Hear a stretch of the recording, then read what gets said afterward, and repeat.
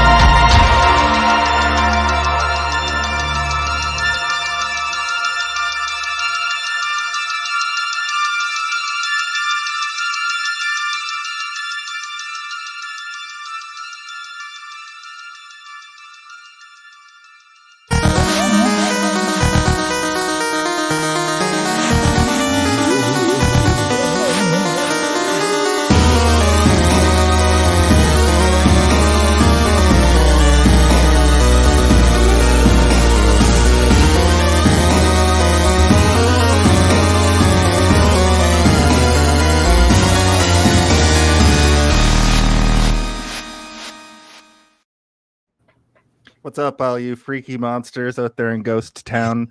Welcome to Hey, Did You See This One? It's Crazy Cryptids Month still, and we had to push our episode to Saturday this week. That's why you're seeing our faces on a Saturday. You're out having cervezas on the back porch. You've got our movies review podcast pulled up. You're watching it. It's episode 148, season 2, episode 48. We've come so far. I'd like to introduce our guest this week, star of stage and screen, Mr. Mark Little. Mark Little, everybody. Mark Little, it's Mark Little. Look, everybody, it's him. He's here. He's rocking out. He's going to talk about An American Werewolf in London, a spooky, freaky horror comedy about a man. Yeah, that's what John Landis says anyway. Yeah. I'm joined as always by my co-host Steven Wolfman Waters, and I am Jason. And the Hey, Did You See This Wondersons? I didn't change my name from Harry and the Hendersons last week. Whoops. So that's what I'm known as. It still works. We're good. Yeah. Big hairy monster, freaky boy. What am I talking about? Mark, thank you for joining us. Thank you for having me. I'm glad that you could take some time out of your busy schedule to come talk film with us. I know you're a bit of a film guy. Love this stuff. Can't get enough of it. I've known that to be true. So just at the top of the show here, we like to have the guest sort of give a brief synopsis of the film, just to sort of set the stage. All right, let's do it. An American Werewolf in London. Who's the hero of this movie? We don't know. America. A movie made by a man who appears to hate people for an unknown purpose. Two Americans, two fun-loving Americans with very little going on beneath the surface, find their way to Scotland, to an inn on the moors, where they are not greeted warmly, and they're told to stay off the moors, stay on the path. They don't do that. They're killed by a werewolf. One of them's killed. The one that we would hope to follow is died. The less charming of the two survives, and we're forced to follow him. And then for the rest of the movie, people either believe he's a werewolf or don't, and he tries to decide whether to die. And that's the entire movie. It's about a man with survivor's guilt who should die. Mm-hmm. and then just doesn't until he does. And that's the movie. Or does he? I guess he does. The sequel came out like 20 years later. I'm looking at it now, and it's a different guy, right? It's just another wolf man. Just a different story and a different European. I don't know why it's such a outlandish concept that a werewolf would be in a UK territory, but here we are. Thank you, Mark. Well, aren't like wolves like extinct in the UK? Am I wrong? Yeah. In that? Yeah. There's the thing. There's the thing right there. Yeah, the later movie, An American Werewolf in Paris, feels like they grabbed the title that we should have been using. You know, like that's the good parody title. Yeah. An American Werewolf in London is just kind of like, all right, it's just an idea. It doesn't roll off the tongue as well as Paris. I almost typed out Paris several times while I was like setting everything up, and then I had to keep reminding myself that this first one exists from the early 80s. Mm-hmm. So there is the first segment that we do on the show here is called A Brief History. A brief history. Yeah, that's right. We got all kinds of stings. And just like the synopsis, we have our guest to go first. So, Mark, just kind of give us your brief history with this movie, like the first time you saw it and what it sort of means to you. Well, I didn't see this one until I was until like pretty recently. I think I was aware of An American Werewolf in Paris first, because that came out when I was a teenager, I think. And then it came out around the same time as the Swollen Members song, Lady Venom. And their music video was a woman kind of turning into a scorpion. And I remember feeling like those two things were linked, but I don't think they were.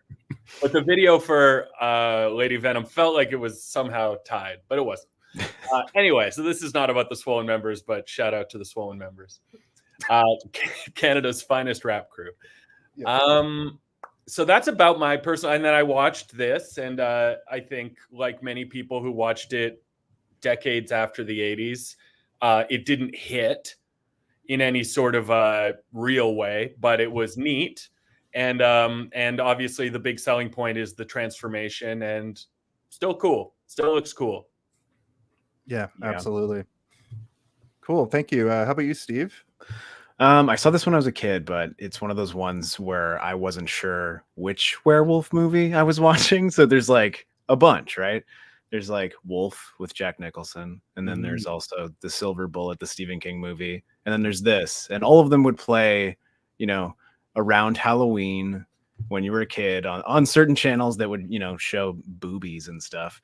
And so you'd flip to it looking for boobies, and you get horrifying Rick Baker monster transformations, and then you just have nightmares. So I didn't really have like a big experience with this, except seeing that transformation and being horrified as a child, and then not really revisiting this one in particular. But I rewatched it for this and realized I haven't seen a lot of this movie. So I think maybe fully I can say that this is the first time that I've watched it from beginning to end. Wow. Yeah, I'm pretty well there with you. I do remember it. We're all about the same age, so like this movie existed when I was a kid and stuff. Would have been too scary for me to watch as a kid, but I remember my dad like talking about it and it being like the scariest shit he'd ever seen. He'd always bring it up in conversations about scary movies, and I bet in 1981 this movie like went extremely hard for people. Like it changes the genre in this weird way, because in the 70s people were used to horror, but like it was pretty standard run-of-the-mill horror. Nobody really combined like the horror and comedy elements like this movie does up until that point. And I was thinking of Shaun of the Dead pretty much the whole time I was watching this. I think a lot of inspiration was drawn from this for that film, where there's these really good horror moments that the tension is cut with like some wisecrack stuff, and that's pretty like common now. You see a lot of horror comedy do that now, but I bet in 1981 it was a lot more that was actually one of the not hard to come by. The issues that they ran into when they were trying to get this made was like, it's too funny to be a horror movie and it's too scary to be a comedy movie. It was like, I watched a few like interviews with John Landis today, and he seems like he's a very high energy fellow. So he would just go off on rants about a whole bunch of stuff and then drop in little tidbits like that. I'm like, yeah, you know what? I can see that, because there are some very, very funny moments in this movie.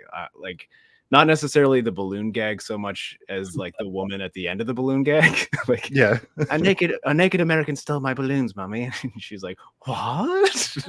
That's away. Like, okay, yeah. I see that. Also, the climax of the movie happening in a porno theater is not lost. With the weirdest porno you've ever seen in your life. Hey, yeah. I've never seen you before. Okay, bye. Yeah. Well, speaking of John Landis, why don't we talk about the director a bit? Because there's some stuff to go over. All right. Quiet on set. Are we rolling? Okay, let's shoot this piece of shit. Sound. Speed. Action! Have you encountered that director before, Mark? Oh, all I know is that he's universally beloved and has a spotless record. Yeah. All right, let's figure this out. He smokes a lot of cigarettes. Yeah. John Landis, everybody. Prolific director and filmmaker, has kind of a murky past and a son that won't shut up. I haven't heard from his son in a while, so maybe he did finally shut up. I don't know. He got semi-canceled, I think, but he's sort of known now for doing those like really long, him just sitting in a chair talking about what he would do in a comic book movie, which some of them are fun, some of them are bad. But we're not here to talk about Max Landis. We're here to talk about his papa. Yeah, we're here to talk about John Landis, who is he's famous for a lot of things. He made the Twilight Zone the movie and directed the Blues Brothers. Wow, you bring that one up right away. Yep. Jeez. Yeah. What do you have to add about John Landis, guys? Well, what I heard about the Twilight Zone movie, so there's the fact that we know, which is that a guy and two kids were killed because he directed the helicopter to fly very close to the ground, and then it chopped their heads off or something like that. Mm-hmm. Yes. Bad behavior for a director. We can all agree. Not great. And then I think the salt in the wound that I heard was that he showed up at the funeral of the actor and insisted on speaking, and nobody wanted him to do that. Yeah, I've heard that as well. There's also like footage of him at the funeral. It's not just like he showed up privately. I'm like, did he bring a camera? Did he like instruct people to film him doing it? Yeah, it was also he broke like a million laws. It was like the children weren't supposed to be working at that hour because it was like 2 a.m. They were in another country, breaking a bunch of laws there as well as like actual laws here. Yeah, so much. But I mean, he directed the Thriller video, so he's Teflon. Oh, so it bounces out. Yeah. Pretty good. Yeah. Pretty good. Yeah, I don't really want to get too deep into John Landis almost going to jail for manslaughter. I don't know what it would be, but not good. Yeah. But I mean, before this, he was primarily known for comedy, right? Like this movie essentially turns into Blues Brothers at the end, right? Like with all the cars crashing into each other because of a wolf in the street. And I think Animal House? Wasn't that part of the advertising for this movie being like from the director of Animal House, a new kind of animal? It's exactly what the poster that I used for the promotion says on it. Yeah. In a new kind of house. London. Oh man, I opened John Landis's Wikipedia page, and the majority of it is just all about Twilight Zone and all the laws he broke. Yeah. His career segment is small, but the manslaughter, so much. Maybe I'll read that. 1 count manslaughter, 2 counts child slaughter. Yeah. And then also, like, he had kids on set at like 10 o'clock at night, which is a huge no, no. 2 o'clock in the morning. 2 o'clock in the morning. But that kind of gets overshadowed by the fact that people get decapitated on the sets of his Their parents were watching. They were there on set. Brutal. Yeah. I think we're laughing, but I think it's like one of those like deflective laughters because it's horrible. It's so ridiculous that it's funny. Feel uncomfortable in my tummy. Yes. Yeah. I mean, not a lot before this, but tons after it, and he's still working today. It's not like I think he put himself into sort of a self-exile for a little while after Twilight Zone, but not even that long, which is even more disturbing to me. But I don't know. He seems a little crazy. So what's he made recently? What's his most recent movie? An episode of something called Superhero Kindergartner. Yep, Stan Lee's Superhero Kindergarten. I've never heard of this thing, and I'm pretty in tune with superheroes. What the fuck is this? So he's still going strong, still the king of Hollywood. Yeah. It looks terrible. This doesn't even look like it's on the Disney You're Channel. telling me something called Superhero Kindergarten is terrible? I don't believe you. Arnold Schwarzenegger's on it. Oh. So there's that. So fucking weird, dude. I feel like a big part of this movie hinged on not liking British people. And just, like every outside of the love interest and maybe the doctor, every British person in this movie is disgusting and despicable. Yeah. And you're just sort of ready for them to die. Also, he got them to adopt every single accent known to the He's like, we got to have one of everyone. Every They're crammed in. Mm-hmm. I don't have much else to talk about Landis about. So if we want to just go into the talk of the movie, I'm good with that. Jason, let's go into the body of the episode. The body of the episode. Ho, ho, ho, ho! Everybody back up, because here comes the body of the episode.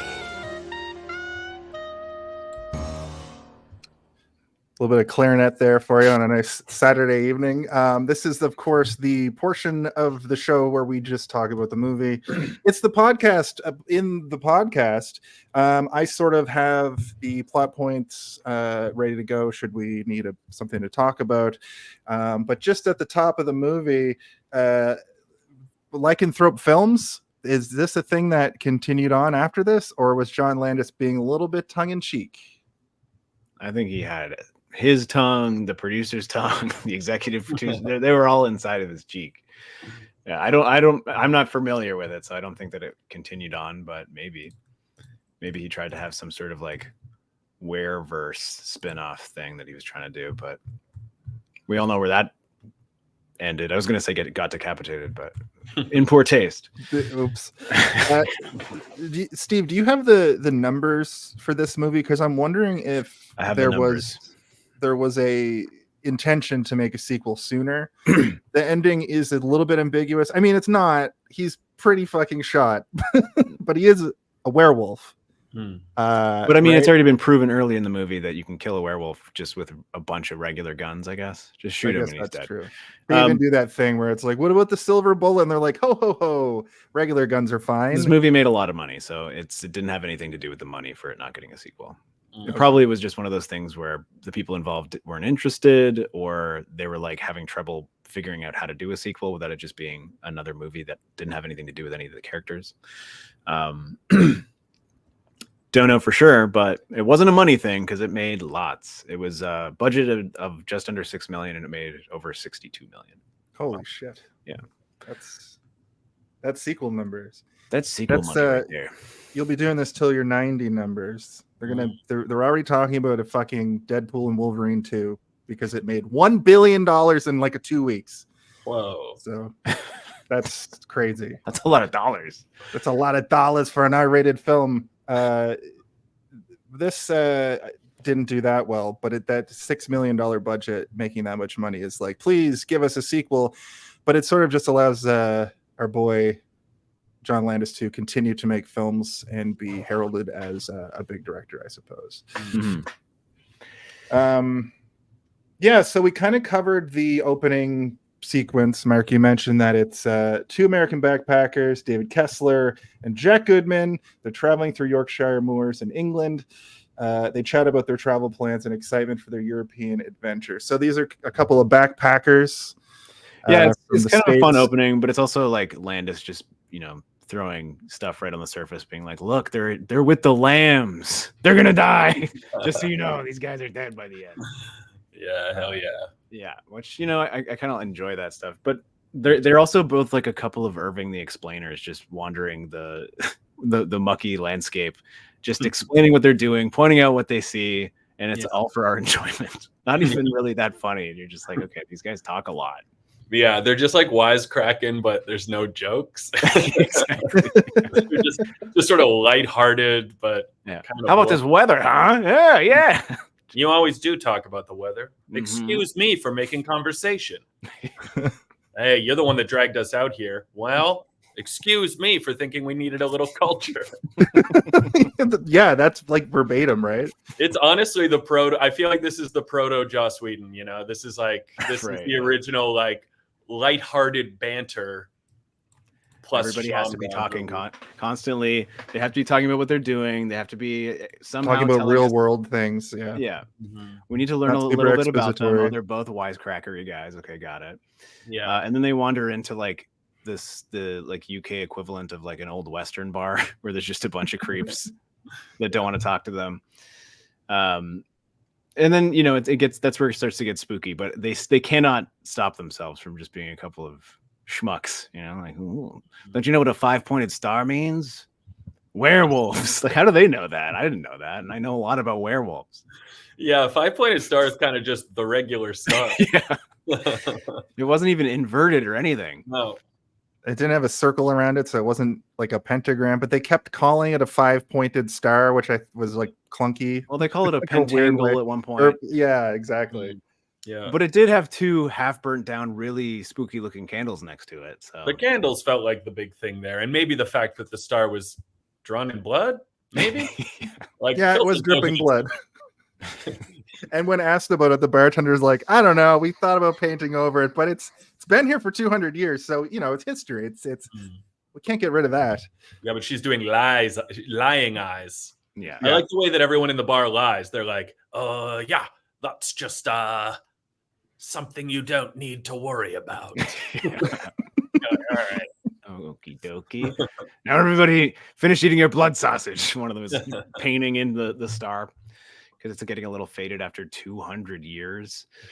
They're also like so afraid of the potential for werewolves that they've all seen the werewolf, right? And they're trying to keep it a secret, but they're all just talking about it constantly. It's like the town from Hot Fuzz, where they just have a horrible secret, but they don't want to tell anybody who's from the outside. But then they kick him out. They kick them out. Yeah. Well, the one guy kicks them out, I guess, and then all the other guys agree with that one guy. And then the bar tender is like, we can't kick them out. And then it continues to continuously flash back to them talking about how we shouldn't have kicked him out. Like, yeah, we get it. Something bad's gonna happen. Why? And maybe they just don't know actual werewolf lore the way that undead friends do. But what we learned from the friends is that this one American is the last of the werewolf bloodline, and once he's dead, that's the end. But the guys at the bar, do they know that? Because if so, they're free and clear. What are they worried about anymore?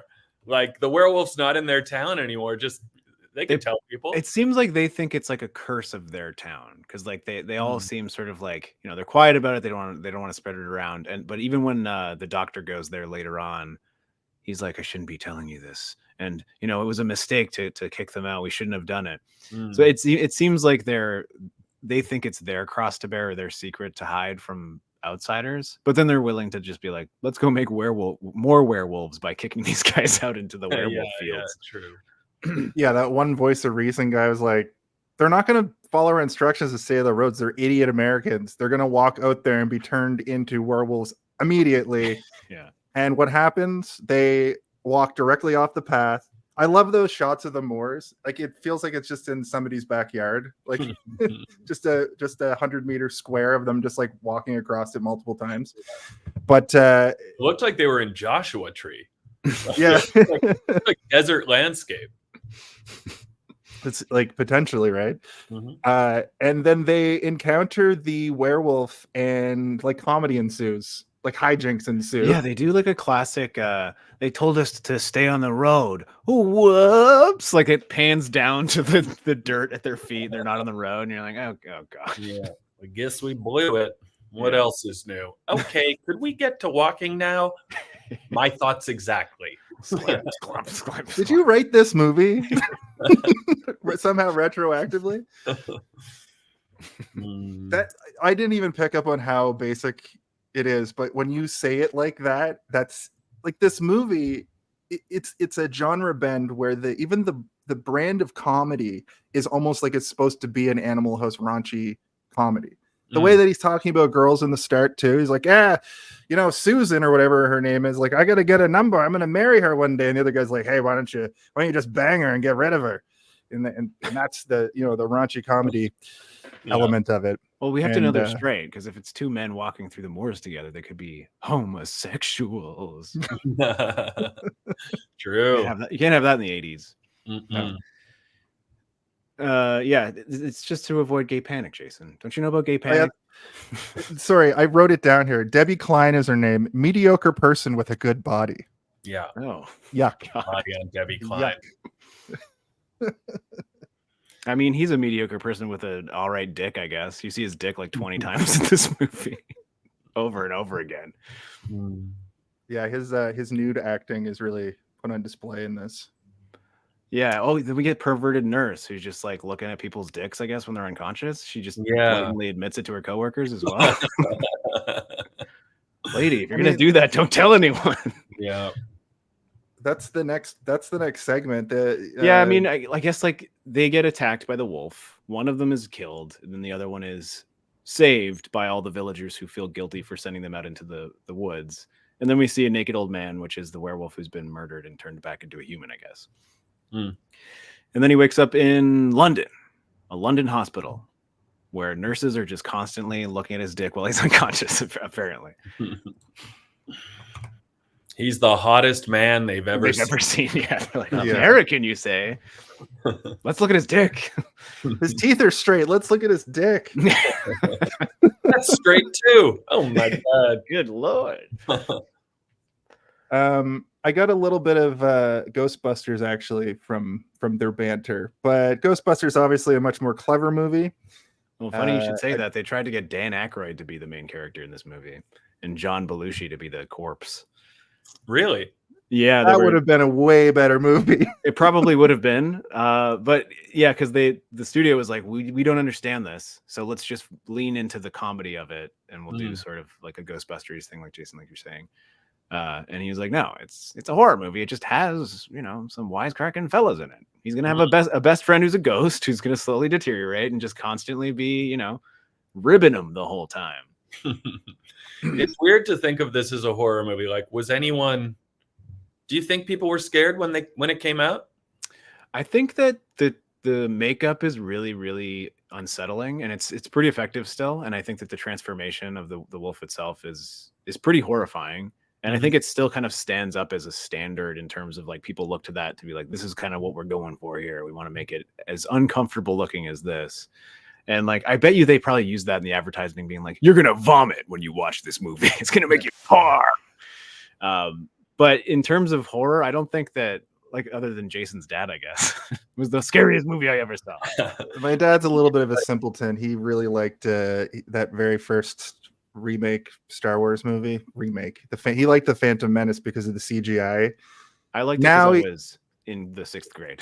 Yeah, you liked it because you were in the 6th grade, but he was in his 30s, and he was like, that was a great movie. And I was like, yeah, but the original trilogy. And he was like, American Werewolf in London is the scariest movie I've ever seen. And I was like, wasn't even talking about that. It's a conversation I just invented in my head right now. What's strange though is like, I feel like in horror, what you identify with a character, and then the fear you feel is worrying that they're going to get killed. It's like you're following a character or characters that you care about, and then you're hoping that they can get through these threats, and you're feeling that tension. In this one, the guy is the threat. So the only guy you identify with is killing people. There's no sense that he's looking for a cure. It's not like we're feeling this tension of like, will he find the cure before he starts to turn? He's not looking for anything. So he's just going through the motions and then killing people we've met 10 seconds earlier. Yeah. So I can't imagine. I guess just the sheer shock factor of like seeing gore. But beyond that, it was just kind of baffling to me. I was like, I just can't understand what would be scary about this at all. Yeah, and it's not even like he's grappling with anything or he's having some sort of like psychological deterioration that we can be like, oh man, it would be so horrifying to be all of a sudden really wanting to eat that dog. You know, like even if you like ate that dog in a way that was scary, it would probably add a little bit of weight to it. And there's no one hunting him. Nobody believes he's running around telling people he's a werewolf, and they're like, okay, whatever you say, madman. It's rare that I want an 80s movie to be longer, especially when I'm trying to take notes and review it. But I think that this, to really hit home, like what you're both saying, is padded out with a bit of him fighting with wanting to eat people while he's a human. We do get that weird scene during this segment where he's just like running through the woods naked. Yeah, naked, which is like it's a vision. Yeah, he didn't actually in the hospital bed. Yeah. Okay. Oh, I thought it was. I thought he was. I thought it was real. The reason I thought it was real is because it shows him eat a deer or whatever. And he's like, I'm not. He's hungry. going on a naked jog, and then he eats a deer, and then it cuts to him back in the bed, and he's like, I'm not hungry, and I'm like, yeah, because he just ate that whole deer. I think the whole deer's inside of him. That's possible. I took it to be those were like the dreams of what's to come, and then he's not hungry because the only thing he wants is raw meat. Right. He's having wolf dreams. Yeah. And then he has like Nazi dreams that are very weird and unsettling. You're like, what is this? Why is he dreaming about this? Just dreams of strange looking fellas shooting people. They're dressed like they're in World War II, and they have monster masks on. And they're unarticulated. They look like Halloween masks, right? Like it's not like we did Harry and the Hendersons last week, and Rick Baker also did the special effects makeup in Harry and the Hendersons, and it still is like one of the best practical effects I've ever seen in my life. And then you watch this, and you're like, yeah, that transformation is still one of the greatest monster transformations I've ever seen. But then those weird Nazi wolf men just look like shit. Not so good. Just rubber masks. Rick took the day off. He had his assistant do those ones. Did Rick Baker do special effects for Monster Squad? I don't know. I think he might have. Someone famous did. Monster Squad rocks. I think I have his IMDb page open. He's done so much. It's wild. But even just like the amount of movies that he's been nominated for Academy Awards for his special effects is like more than most people have worked on in their entire career. Monster Squad. I see something from a website called Horror DNA that mentions Monster Squad, but I don't know if it. Rick Baker. You know the best part of podcasts where the hosts stop to start Googling stuff? Well, I mean, only one of us has to do it, Jason. Okay, fair enough. Fair enough. I do like that in the stream sequence, he sees himself as like an old-timey, like black and white Hollywood monsters version of the Wolfman for like a second. So when you actually see that transformation and you do get those brief shots of him in full werewolf, they're a lot more horrifying to see what they've come up with. I guess there's a Wolfman with like Benicio del Toro from like a decade ago that the transformation in that is supposed to be like the next time the transformation is done extremely well. I don't know if I would say it's extremely well, but like it's like a blend between CGI and practical, and I think that some elements of it work, some of it don't. And even just like going back now, a couple of years later, actually did rewatch that transformation specifically for tonight because I was like, I wonder if that still holds up. And it doesn't in a lot of ways, but it is pretty cool still. I would say that this movie is probably still the best because then you look at things like Van Helsing where they just like rip off their skin like it's a blanket, and you're like, ooh, cool, but poorly done. I would say this feels like the epitome of like a midnight movie to me, where it was kind of brutal for me watching it on my own. I was not enjoying it, but it was like so beautifully shot. I will say that to its credit, directed very well, shot and directed very well. But I just feel like this movie feels like it was designed to be watched in a big theater with chatty people in the audience, just cheering and screaming and laughing and semi-paying attention. And then all of just the random people dying would just be a lot of fun of people being like, don't do that. But to me, it's like people always talked about like Jaws being like a B movie that became an A movie. Mm-hmm.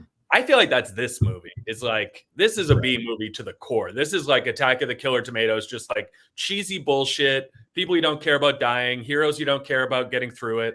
Whereas Jaws is like so good that it's like, to call that a B movie is crazy. But I feel like I compare this to Jaws in the sense that I'm like, Jaws has such stakes, such amazing characters, such good comedy in the dialogue from between like the characters who are like triangulated in such a complimentary way between like the sheriff, Richard Dreyfuss, and the Quint. Mm-hmm. Whereas this one, it's like two Americans who are indistinguishable. Yeah, they even kind of look the same. Even wearing the same jacket. One's tall. Yeah, when they first shot it, they both had red jackets on everything, except one of them doesn't like being in Scotland and the other one does. And one has a blue jacket and one has a red jacket. Yeah. Yeah, no, I think it's almost like, Spielberg was like, I'm making a B movie. Oh, it's an A movie. And then Landis was like, I'm aiming for a C movie. Hopefully it becomes a B movie. And he accomplished that goal, I think. Also, it was Stan Winston that did the Monster Squad makeup. Right. Yeah. That's what I was thinking of. My bad. That's one I haven't seen since I was literally a kid. That would be a good it's review. So good. That was I've seen that movie probably 100 times. That was my favorite childhood movie, and it holds up. It's great. It's another one where the stakes come and go, but the characters are so fun that you stick with it. Just a lot of kids being rude to each other. Yeah. And a really freaky monster with horns. I don't know if there's a horned monster in it. Is there? Am I thinking of a different movie? The one with Fred Savage, right? You're thinking of My Pet Monster. No, I'm not thinking of My Pet Monster. You're thinking of Little Monsters. Little Monsters. What's the fucking Monster Squad? Monster Squad is a group of preteens have a monster club, and then real monsters descend on the earth. Dracula comes back and he summons Frankenstein's monster and the Wolfman and Swamp Thing. And it's like once every 1,000 years, the monsters come for the amulet, and then darkness will reign supreme. 1,000 years ago, Van Helsing tried to stop it from happening, and he blew it. He saved it, the world from being cast into darkness, but he didn't destroy the amulet.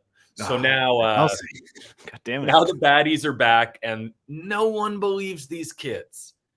No one believes, even though one of the kids gets Dracula's diary at a garage sale. No one believes them. So it's Dracula's diary, Dad.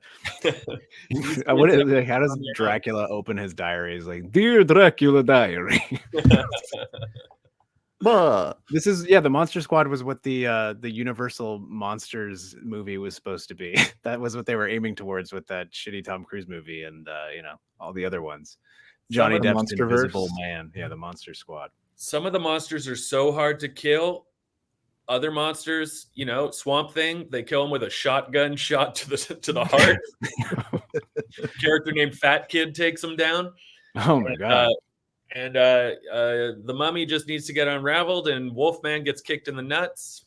That's a famous moment. Dracula's like, I can't believe even Van Helsing didn't figure these things out. It's really just Dracula. Dracula's team stinks, but Dracula's a lot. He needs a better team. I know this movie now because I remember there's an NES. They made a Nintendo game out of it. That was bad. But I remember playing it at some point because when you're a kid and there's like 7 rentals at the rental place because it's a convenience store, and you're like, I guess I'm renting Monster Squad again. Yeah, I think it was one of those.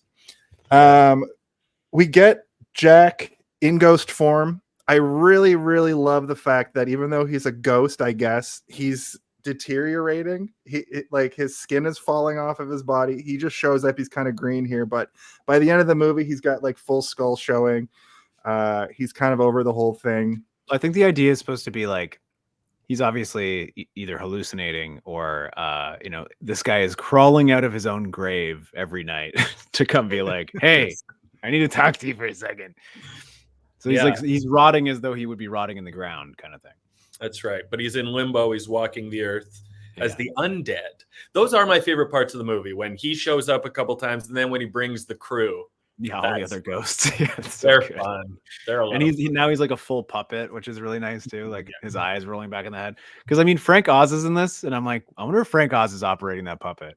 Also, when Frank Oz showed up, I said to myself, "Is that Frank Oz?" And then he spoke, and I was like, "Oh yeah, it's." He's like, "Hello." Yeah. I'm like, okay, yeah. And then like the next scene, they're watching Miss Piggy on the Muppets. So good. Frank Oz in his second role in American Werewolf is Miss Piggy. It's also funny that Jack is like, kill yourself, and it's like, well, why don't you just chain yourself up just to see what happens the night of the full moon? Just chain yourself up. If it happens, then we take drastic measures. Jason, but Jack's you've like, seen movies and TV shows, and none of those existed in 1981. You're right. You're right. I'm using like logic. Somebody who's been exposed to media. You're right, but still, kill yourself. You watched Buffy the Vampire Slayer. You know what to do. I know. I'd be great in a vampire apocalypse. That's a thing, right? I'm sure it is. Yeah, could be. Sure. The Russians finally launched the vampires. Yeah. America responds with vampires of its own. The world can't handle it. Oh, they can't. The Russians lose control of the vampire army, and they just that's like a Red Dawn, but with vampires. Oh, that'd be good. Vampires storming the shore, and only a group of teen surfers can take them. Gotta be teens, and they have to surf. They have AR-15s. Yeah. Well, we've come up with a new movie here on the show tonight, so don't steal our ideas, the internet. Yeah. Oh, I wanted to bring up the part where the Scotland Yard cops are introduced, like they're going to be part of the movie, but they're just there to do that gag where one of them's bumbling. Yeah, he doesn't know how to put his tie on. His tie's all fucked up, and you're like, "Oh, this guy's clearly he's just playing with shit." Yeah. Spills some bedpans, and then he does that gag where there's that anatomy thing with all the internal organs, and they all fall out. He's trying to put them back. I think they did that again in like the 40-Year-Old Virgin or something, like years later. I'm sure it's in many movies, but I have very specific memories of people touching models and them falling apart and then them fumbling to put them back together with different level of film grains in each mindset.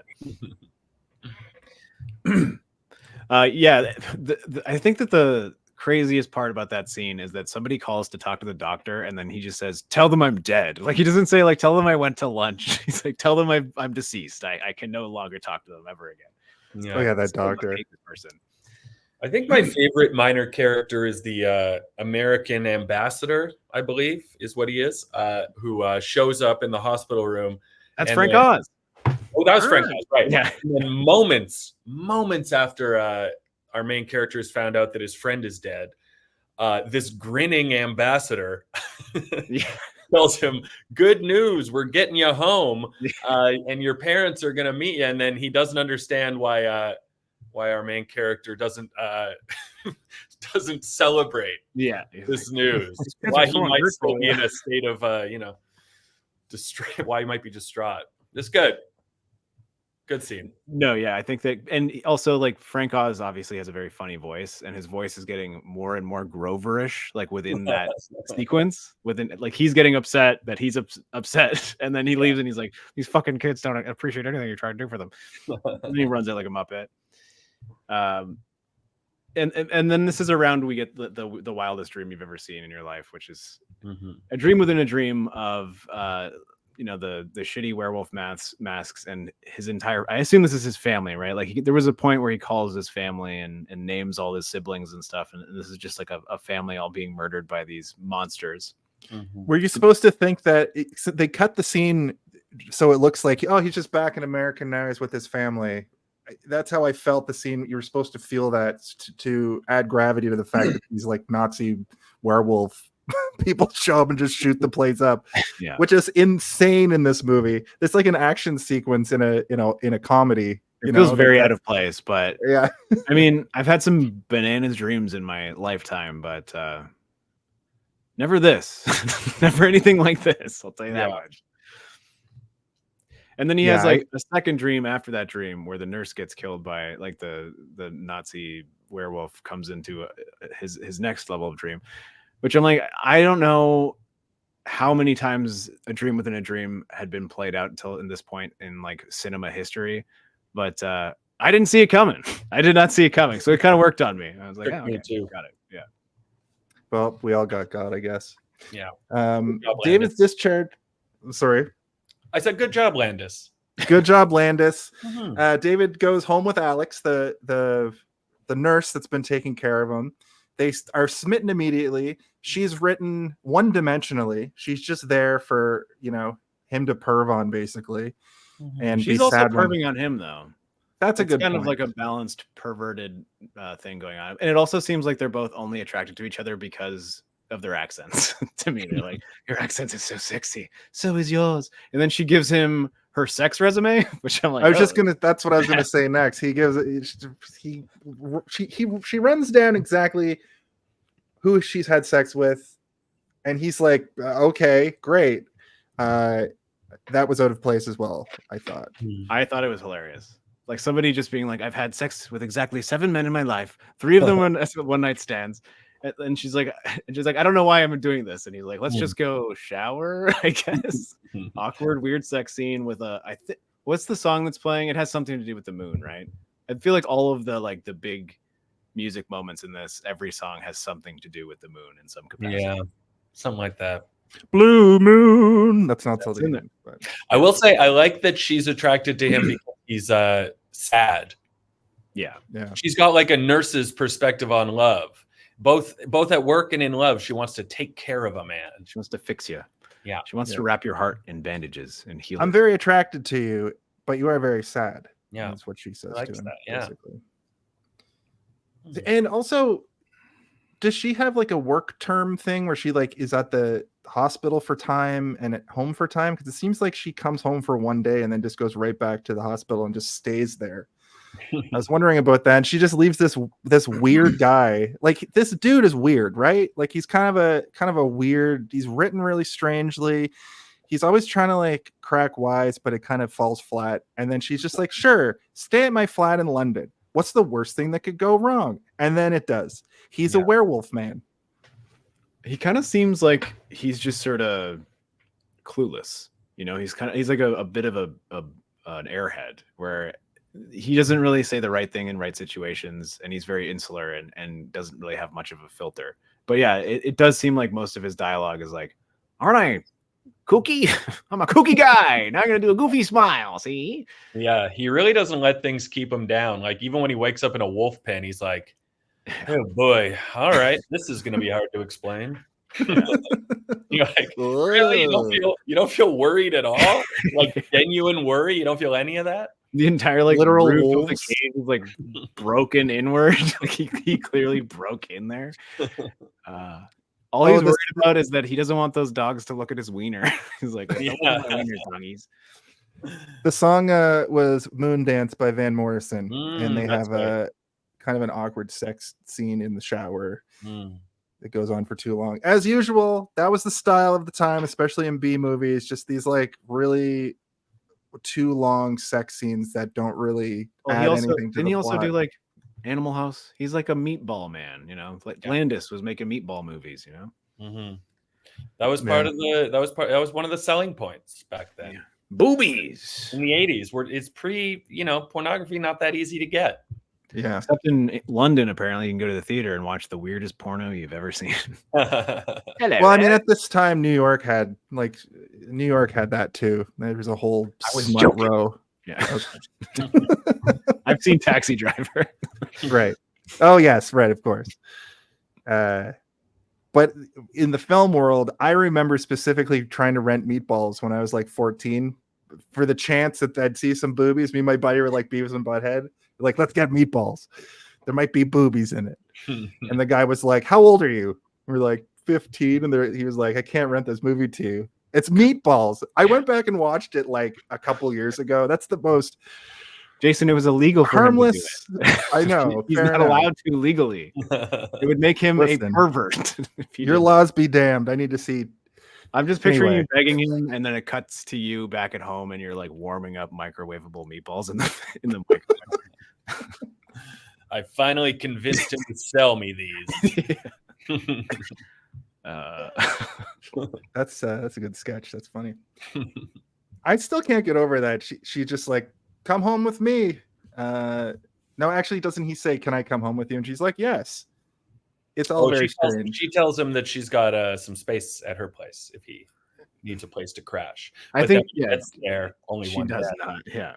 She wanted to bone him, Jason. But I mean, it's kind of a little bit unclear how long he's in the hospital before she invites him home. I think it's a pretty long time because he was there for 3 moon phase. Like, yeah, that's true. Whole moon phase. Yeah. And he does kiss her in the hospital, so he makes the first move. Yes. He kisses her but it almost is like he's kissing her because he's relieved that she's not been murdered by a werewolf Nazi or whatever. Because he's like waking up from his nightmare. That's true. She doesn't know that, but we know that. Yeah. Yeah. As spoiler alert, he also tells her later in the movie that he loves her after they've known each other for like days. It's been a month. It's been a whole moon month. He was like in a coma for most of that, though. Yeah. That feels to me like a producer note that Landis had to take and took begrudgingly. Like, there's nothing about this movie that to me feels like he cares about anyone, any of the characters, anyone feeling any hope or joy or love. Like, I don't think John Landis believes in love. So it feels like that's just crammed in there and then doesn't matter.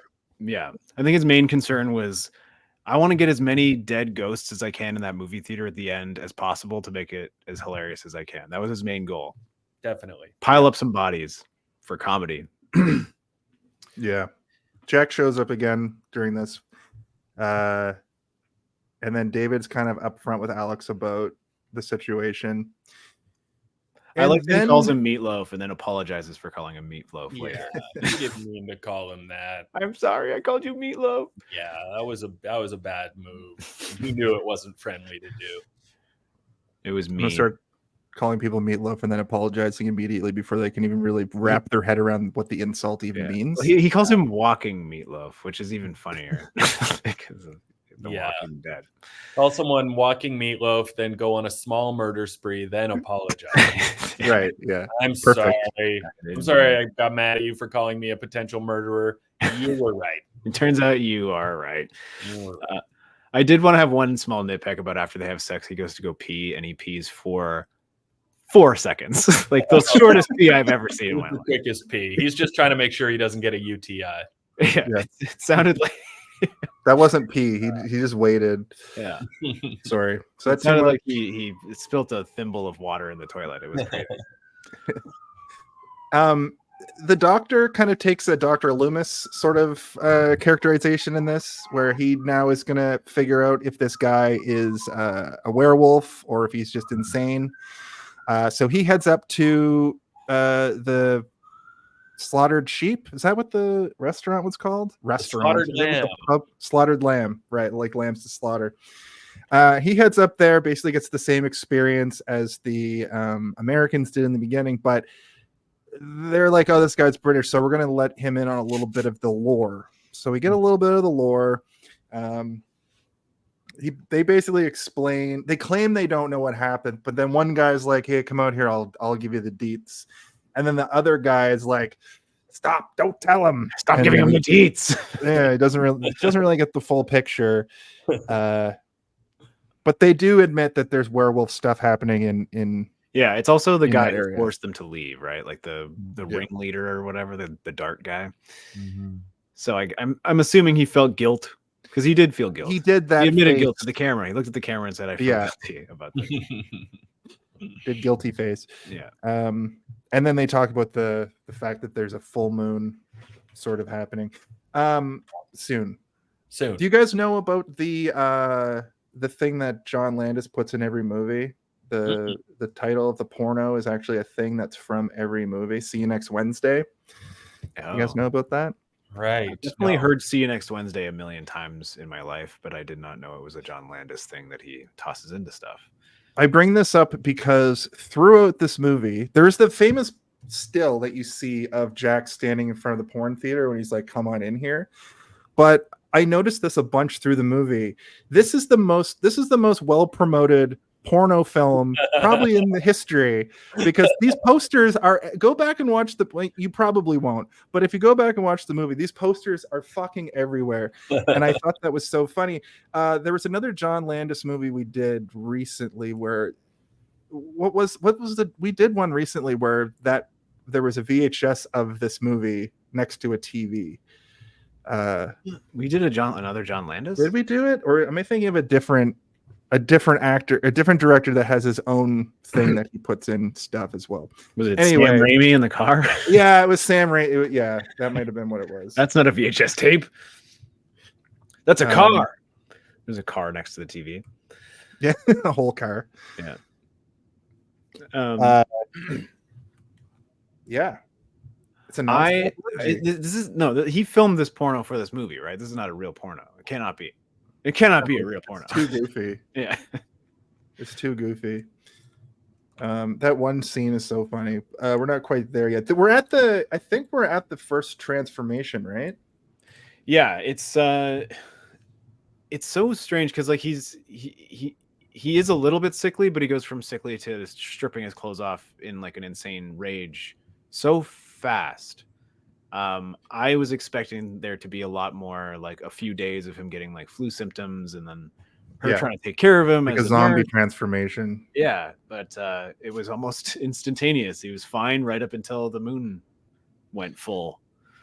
And it was interesting though that there was like an almost interstellar TV moment where he's just watching random shit, and then there's that random like model who's like, next up on Expose Hollywood. I just find it funny that she says the only nudes I regret were among the first. Yeah, that was a funny thing. I didn't really understand what the placement of that was meant to be. I was like, what is there some sort of like symbolism going on here? Is this playing into a theme that I'm unaware of? What's happening here? I'm not sure. He's also just super bored, and they use Bad Moon Rising, I think, by CCR, I believe. While he's just wandering around the flat. Trying to read to calm his nerves, I guess. Yeah. I also felt the boredom he was feeling. I don't know if it's because I was I don't know if I was just bored, but I was like, John Landis directed the hell out of this scene of him just like fiddling with things. Remember before the internet and phones, when you were like, you know, where you couldn't sit there in like a TikTok 12 hypnotism for 8 hours. I remember being 12 years old and just so bored sometimes during the summer break. True. That you would just go and like play with your toys you've played with a million times, or try to play that like one Nintendo game you had per year. But this is the 80s, so like there wasn't even, she just had like a TV with probably one channel. Nintendo yet. Oh my god, what a world. What a world. What in the world? Read a book. Gross. This guy can't read, let's be real.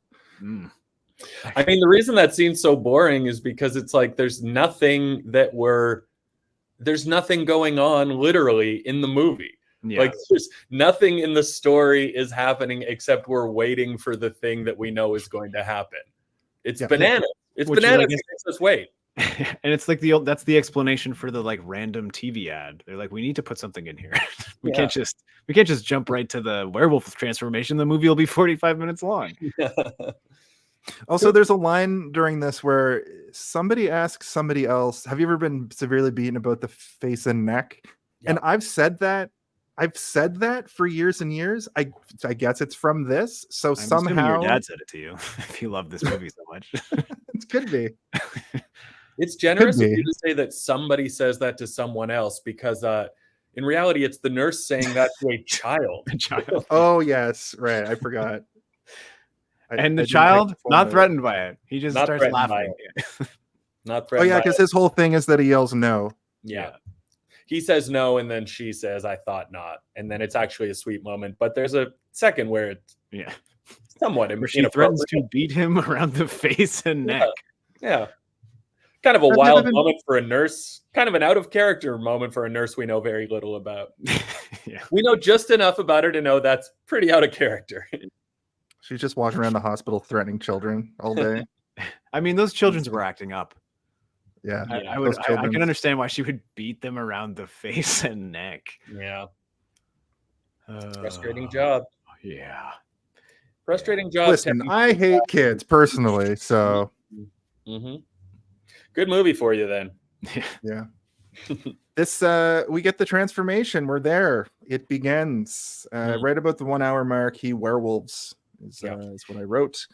Pretty good effects for the change, especially for the time. I watched a little bit of like an interview with John Landis and Rick Baker about this specifically, and it seemed like John Landis had a lot of input on like what he wanted. I don't know if it was just him bullshitting to the camera or if he actually gave all this direction to Rick Baker, but a lot of what happens on screen was like John Landis being like, I want it to look as painful as possible. I don't want it to just be like, zap, you're a werewolf, or you just get a little bit hairy. You know, I want it to be like your hands are stretching and breaking and turning into a paw, and it would be painful, and you want to be, your spine has to be changing.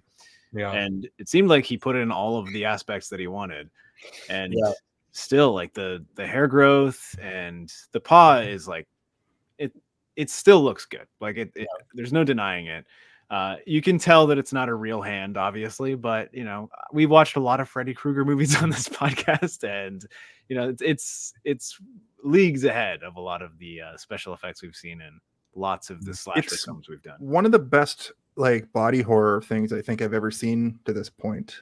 Mark, I'll give you a little bit of a background on myself with film. I'm more of a TV person, and the pandemic caused me to be like, well, I'm going to be home. I should watch all these movies that everybody's talking about. I was like a MCU and raunchy comedies guy for so long, and going through all these movies, like I'm learning things about horror. They're not as scary. You know, you made a really good point at the start that it's more about the tension of you feeling the horror of the person feeling the horror in the situation that they're in. And I always thought it was gore first. I thought walk around the corner, you know, chainsaw to the face. But there's plenty of those too, Jason. But yeah, that's true. That's true. We haven't gone into the schlocky stuff so much yet, but it's so hard to know how this stuff, like how gore would have hit when this came out, because now it's just like gore reads as comedy to me almost all the time. Yeah. Like I feel like if it's fun, it reads as comedy. And then if it's not reading as comedy, it's probably just not working at all for me. There's very little gore in like movies that I can see now that I'm like, oh my God. Scary. It still happens to me with fingers and eyes, but like fingers and eyes and like exposed brain, I think still get me a little bit. But I watched Renfield, and the gore in that is like comically over the top with Nick Cage just being like whoa as a vampire, and I get what you're saying. And I was in like a mind prison for those big four serial killer movies like Freddy, Jason, Michael Myers, and Chucky, and watching through them, we're up to like the sixth of each iteration now, and it's just hilarious. Yeah, even like Jason is getting funnier and funnier with his kills. Chucky was funny from the outset, but and you know, Freddy Krueger was pretty merciless in the first one, but by the sixth movie is like hey bitch. Yeah, I thought the Rick and Morty parody of Freddy Krueger was like making up the bitch stuff, and then I watched a like Nightmare on Elm Street sequel, probably the one you watched, and him saying bitch in reality in the actual movie is so funny.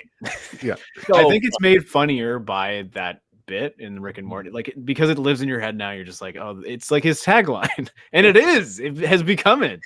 It's insane that they thought a monster calling someone bitch would like amplify the horror or the horror of his cat, like of what he sees. Like, I'm gonna gut you like a fish, bitch. It removes any sense of menace. I'm pretty sure there's one where he just like holds up a pizza with a bunch of meatballs on it. And he's like, meatballs, bitch. All the meatballs are all the souls of the kids that he's killed. And yeah, amazing. Which is horrifying to look at. And then he taglines it with bitch. And then you're like, oh, what am I watching? I will say, I so weird. I've watched the first three Hellraisers in pretty close succession in the last year. And those have moments that are pretty fucked up. Like pretty like gross and weird and do evoke I think that some those horror. ones, But Pinhead doesn't come in and be like, "Hey, bitch, I'm going to show you things you've never imagined, bitch."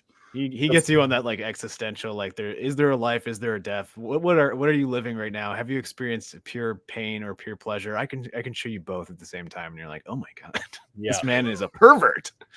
And then he takes all your skin. Like, my skin. The first Hellraiser is a cut above for me. It's like a true actual movie with interesting things to say that rocks. It's so fucking good.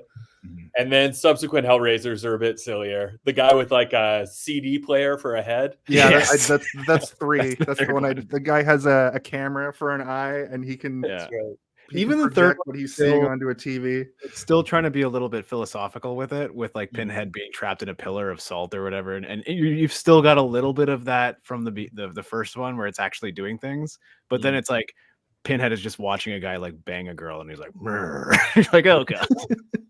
What the hell? A bit of a pervert. He's stuck in this pillar just watching them do it. Like, okay. The new one was all right. Anyway, we're not talking about it. Was all right. I agree. I liked it. I agree. What were we talking about? He's turned into a werewolf. Now he's skulking and stalking. What I wanted to say was, on this show in particular, I think the only kind of like body horror thing that compares to it is another Rick Baker effect, which was the Starman effect, when the Starman is like an embryo and transforming into an infant and then into a child, and you're like seeing this truly like horrifying imagery that's not really a horror movie, right? It's like Starman is a man from space and he just has to grow up real quick. But it's Patrick Swayze, right? It's Jeff Bridges. Kurt Russell, Jeff Bridges, whatever. They're all the same. Name a couple of other handsome men, Jason, for me. But yeah, I mean, I remember we did that a couple of years ago, but I remember at the time being like, this looks horrifying to me. And then watching this again, which I've seen this moment a few times. I edited it into the beginning of this the introduction for us here, but yeah, I think the stuff in Starman is like comparable in terms of horror, and I don't know. I think it might be the skin. Like, is it just the stretchy skin that's getting me? I can't really put my finger on.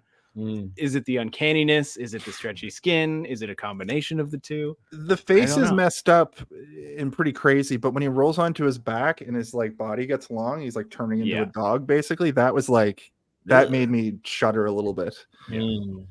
This whole movie is like predicated around this like scene, is what it feels like. They had this great idea. They wanted to do the greatest I want to do the greatest transformation ever seen on film.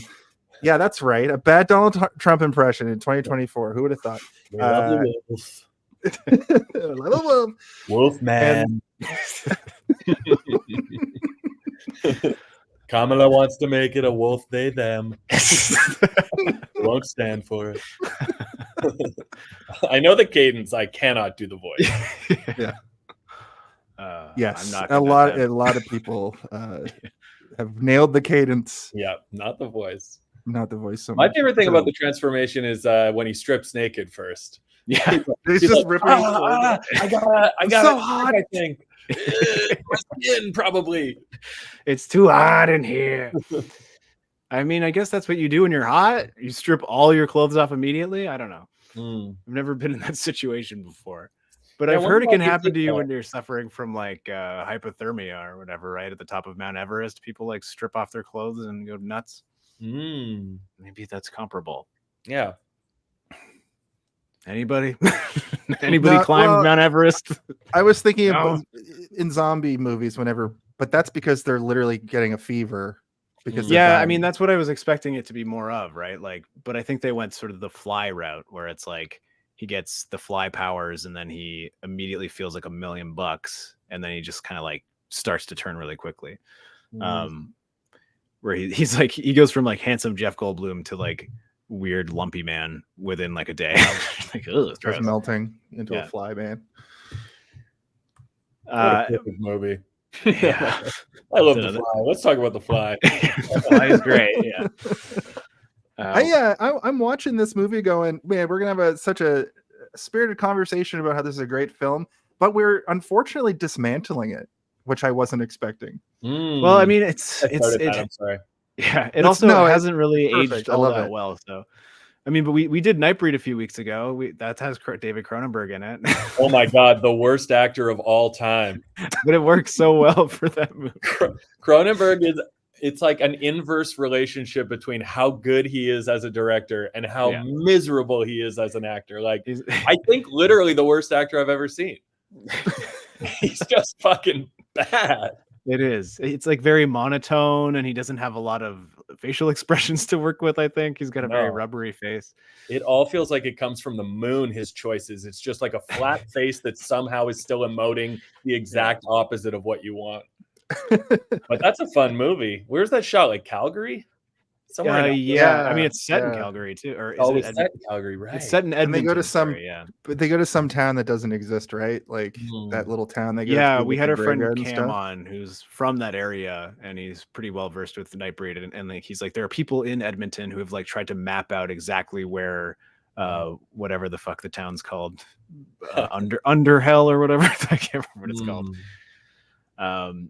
Anyway, yeah, it's it was interesting to listen to, because it's like people have figured out exactly where that sort of graveyard, monolithic, like Babylonian sort of style graveyard town is. And like there's like now kind of like a map of the stars. Like, let's go look for Moonhead and Tentacle Face. Thanks, World Mind. I forgot to put the background up. Whoops. Saturday episodes. But yeah, so transformation, good. He does some kills here. He kills a drunk couple, and somebody We're gonna walks go to try the and window prank their friends by, I don't know, like banging on the window or something really lame. Going but in then, like, the back. a woman's Get listening through the out back the window door. and hears the kill and said, "There's hooligans in the park again," which I thought was. And then the man with the brandy or whatever he's drinking, the most killable man in the entire movie. Just something about his entire vibe. You can't wait for him to die. You're like, I wish I could kill him. Just a long sigh. This screams in the backyard, and he comes out sighing like, whatever's up here, it's not welcome. Hooligans in the wanders park out. And they totally do, like, he steps in something and it's supposed to be a stepped in shit joke for sure. Werewolf they shit. pan down to a severed hand, and then we get a jump scare of the phone ringing, which I thought was an interesting transition. They do that again later, where when he wakes up, there's a jump scare of a lion roaring. And then just a bunch of shots of a zoo, just a bunch of shots around a zoo. Well, that's him like hearing the lion in the lion pen in the zoo or whatever. Don't forget that there's one extra shot after he steps on the severed arm where it cuts back to his face completely unchanged. Yeah. Has not registered fear, surprise, nothing. Just regular face. Well, he's drunk on brandy or whatever. Yeah, he goes, well, the neighborhood truly is going to pot.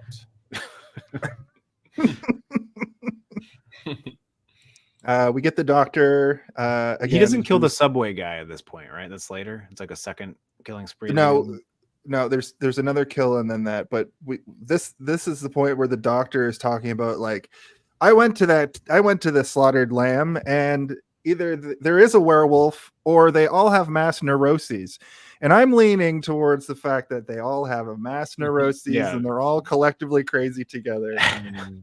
And he thinks Jack believes, because of this mass neuroses, for some reason, David believes he's going to turn into the werewolf, so he should be watched whether he is a werewolf or not, which I thought was, like, I guess smart, but also ridiculous. And also then by the end of the movie, when they're hearing that there's a strange animal on the loose, both the doctor and David's nurse bride are like, that's David for sure. And there's no evidence of them having gone from thinking thinks he's a werewolf to he is the creature. They're just like, okay, he's a creature now. We knew he was a creature. Yeah. Very logical leap, but there it is. I like the idea that he doesn't actually turn into a werewolf. and he's just getting naked and killing people. That's more fun. Yeah, ripping them to shreds somehow. Yeah. He's just getting an axe out, taking his pants off. Well, I mean, they established at the beginning of this movie that a crazy man is as strong as 10 men or whatever. So they set up the lore for us. That's true. He's just railing PCP. Yeah. Got that PCP strength. That'll be a fun version of a werewolf movie. A guy who really thinks he's a werewolf just killing people. Yeah. You don't see you just see people's reactions for the whole movie. You don't actually ever see him until the end. That's kind of like him, what and he's just Split, a naked man. you know, Split or whatever, like the Beast or whatever, when he like That's true. True. you think he's gonna turn into a beast, but then he's just a jacked a jacked Professor X. Just I almost said James Harry Potter. I'm McAvoy. like, is he Harry Potter? No, he's not. He's the No. other British guy, right? He's the other one. Yeah. He's the only other one. Yeah. There's only two. There was the kill with the homeless guys in the Oh yes, I forgot junkyard. about this moment. Mhm. The dog. This I was kind of setting up, like I had to finish watching the movie like quickly, so I was kind of setting up and I didn't absorb this whole scene. From what I saw, they're having a hobo fire or whatever, and there's some sort of a puppy, and then David eats the puppy off camera. Maybe. I mean, I think the puppy just sort of runs off, and then they hear a big growl, and they're like, "That ain't the puppy." That's not the puppy. Right. Okay. And So I did absorb it. I did see the scene as much as there was. I thought there was some subtext that I missed. No. Okay. No. But he kills them. Yeah. the homeless guys were having a really in-depth conversation about the economic state of London, England, before they got murdered. Is that true? Is that what they were talking about? Yeah, no, I don't know. They were mumbling. They both had bagged bottles of booze. Pretty good. We also, this is where we get the werewolf stalking the guy through, Which I think is the some of tunnel. the most accomplished camera work in this movie in terms of a horror movie. Yeah, I cool like POV shot. that was awesome. Yeah, there's a really, really cool shot from like the top of the escalator going down as the guy is like trying to crawl up and the wolf is like slowly coming out from just beyond where the ceiling cuts off. Yeah. And it that works, but like and that kind of like seems like it could be the part of the iconography of this movie for me. Like that, I'm like, why aren't they using that image to advertise this movie for everything? That should be the poster. That's so cool. It is cool. Yeah. I like that the guy gets off the subway and he's all alone at the station, and then he hears a deep growl that could only come from an animal, and he says, "Who's there?" What's all this then? And then he hears a second deep growl and says, "Whatever this is, it's not funny." I'll ring the authorities. I know that they don't expect a werewolf, but surely they're familiar with animals. Surely Not they're aware there. that an animal might be loose. No, the biggest animal in all of the UK is a fox. Yeah. That's all they got. Well, it's not a fox, so it must be a It's cheeky a lad. man. It's a man with a boom box. He's being cheeky, and I won't stand for it. And then he sees him and fucking gets mauled to death, presumably. And we do like him getting mauled. I think he gives us just enough negative attitude that we're happy he dies. Yeah, he's also one of the funnier of the ghosts later on. Like That's true. his sort of like dry attitude towards the situation had me chuckling a little bit. Where I'm like, I like this ghost. This ghost is making me feel good. Yeah, I liked the married couple ghosts who are still smiling. Yeah, they're still happy, They were good. and they're giving him all sorts of helpful ways to kill himself. Yeah. You can hang yourself. You can take sleeping pills. Drowning. Cutaway. Yeah. Blow line to the scene. Drowning. Cut to the street. This tunnel, the tube, the London tube is also plastered with the "See you next Wednesday." Once again, I think that this porno theater is like the Deadpool and Wolverine. This fall this or is an wherever this takes alternate place. reality London, England, where the biggest movie of all time is See You Next Wednesday, and werewolves run the streets. Yeah. Good stuff. I'm just gonna let that one marinate for a second because that's so fucking weird to me that I've never seen a porn like we live in a universe where Where porn exists. there have been porn I'm sure theaters of in our lifetime, right? Here in Toronto, there was a porn theater on Bloor Street that only shut down, and now it's a rock climbing gym. And I always think about the people in there that are climbing rocks. Like, do you know what happened here? You know what happened here? Yeah. But you don't. I've never in my whole entire life. I'm pushing 40. I've never seen a poster. There's sexy movies have existed, obviously, but not like Debbie Does Dallas. Did they poster Debbie Does Dallas around? Because I know that's one of a famous movie that is a porno, but it was presented in a way that it was able to. It's a movie that has an actual sort of like budgeted storyline. But I mean, like Caligula is also another one that's like super porno, but is also well known and sort of like semi-respected in terms of like film history. But like, no, the answer is no, Jason. Porno, sex sells itself, buddy. You don't need to advertise porno. People are gonna find it. I wasn't expecting. I was not. You could have asked me what I thought that the end of this movie would be, and I would be wrong every single time because I've never seen a movie end in a porno theater. Well, actually, it ends in the alley outside the porno. Yeah. That's true. That's how Batman begins. It's my favorite kill. My favorite kill of the movie is a guy running from the werewolf and then getting hit by a car. The best. That one made me laugh. That was my only laugh out loud. I believe that was John Landis. I think he did that stunt himself. That's fun. Yeah. He used to be a stuntman before he was a writer and director. Cool. Mm-hmm. He thought it would be a good idea to fly a helicopter super low around children. Yeah. Oh, there's a shot of him being interviewed for this movie about the stunts and him doing the stunt. And then him being like, you always want to make sure you're never putting anybody in any kind of situation that it's going to get them hurt. And I'm like, "Oi, gee whiz." That hasn't aged well. Landis. Yeah. Uh-oh. Is this before was that movie the Twilight Zone movie that happened on? Or is it a different thing that never got released? What movie was that? It was Twilight Zone. Yeah. It was Twilight Zone. So is that movie after this? Yes. I think so. Several years, yeah. Okay. Like 85, 86 probably. I think it was 83, but I'm not 100% sure. Let's double check. I honestly, so the first time he turns into a werewolf, I thought that the whole third act was going to be him as a werewolf once and just what happens from the moment he becomes a werewolf to the end of the movie where he gets stopped. But he actually comes back, and then we have all the stuff with him getting back together with Alex. He feels like $1 million. He's like horny. He keeps trying to horny, He keeps trying his tummy's full of limey meat. He's happy, he's horny. But then he starts to hear the news from all the people around him. Everybody's talking about it. It's the murder. This is also a very funny scene to me. It's just everybody around him is just talking about the murders and him realizing like, oh yeah, that was definitely me who did that. The cab driver being like, they got mutilated. About this? 6 of them mutilated by some animal. And he's like, oh god, that was probably me. And then this is when he runs up to the police officer and tries to get them to arrest him, but the police just think he's playing a prank, I guess. But I think it's very funny that he's like, how do I escalate this without violence? I'll just start bad mouthing the Queen. The Queen's a man. Winston Churchill. Yeah.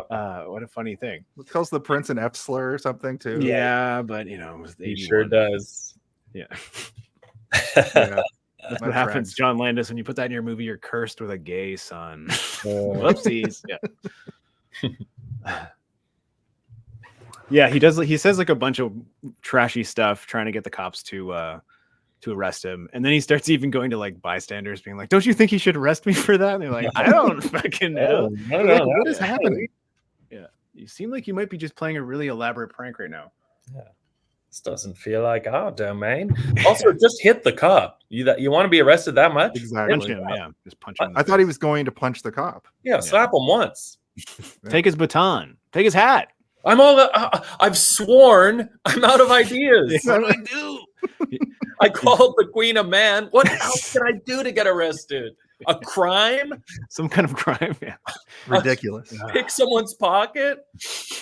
Commit some assault? I don't know. I couldn't do that. not No, a I can bad either. guy. I'm just like I kill or I swear, and that's Yeah. all I can do. I'm a He could have monster. literally been like, you know, the reports of the naked man in the zoo earlier today. Also me. Yeah. Mhm. The guy who Easier to exposed himself to a corroborate. child and then stole his Yeah. balloons. Yeah, that Yeah. guy. That's The me. infamous balloon thief. That's me. Yeah. I offered him £1. He said no. I offered him £2. He was intrigued, which I thought was like, what? Yeah. And then he Kid's like, steals the- $2 is it? $2. Stole That's the it for balloons, me. and the kid didn't mind. No, he thought Yeah. it was hilarious. He's like, He thought it naked was man. This guy's naked. Mhm. His mom seemed concerned though. What? A naked American. Yeah. So he doesn't go to jail. He goes to a porno theater because his old As you pal do. Zombie Jack. We remember that he's horny. Yeah. The thing is like, so it's never really made fully clear if this is all in his mind or if he's imagining just like everybody that he's killed coming back to haunt him. Mhm. But either way, it's cool. But it would make sense that he would go to a porno theater if he's horny. So maybe it is just his mind. You know, it's subconsciously he's like, I'll go to the porno theater and talk to Jock. He'll tell me what to do. Yeah. Skeleton Jack.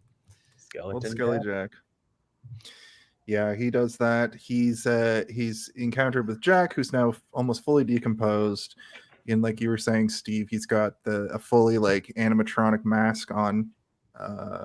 Maybe not. I think it's a animatronic, he's puppet. the- Yeah, I think it's like a Yoda style puppet where like the eyes have articulation and stuff. But I think it's just somebody kind of like operating it like a regular puppet. And like we talked about earlier, he's encountered with the ghosts of the people he killed the night before, who are just kind of bloody. You know, they're just kind of blooded up.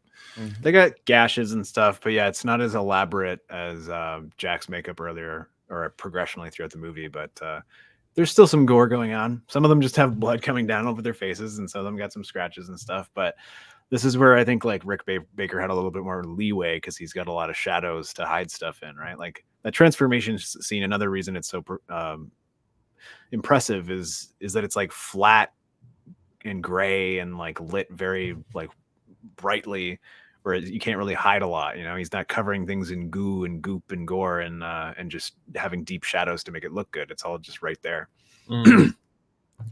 But this sequence, yeah, it is kind of like unsettling because they're so wet looking because of the blood.